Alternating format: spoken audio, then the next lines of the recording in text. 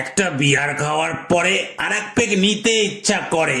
এখন চোখে আবজা দেখছি দাঁড়িয়ে দেওয়াল ধরে। তোর জন্যই তো হলো, একটা বিয়ার খাবে বলে এলো, তারপর দেখি ওল মগের বন্যা বইয়ে দিল। বন্যা এরামি হঠাৎ আসে, আবার তন্দুরিটা ছিল পাশে, তার উপরে অলমগেতে বরফটা যখন ভাসে।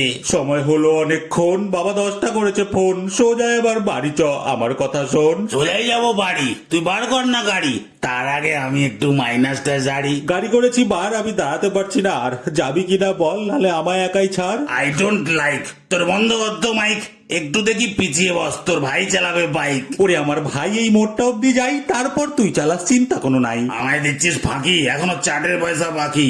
ভাই একটু দেখ তো মালের গন্ধ বেরোচ্ছে নাকি।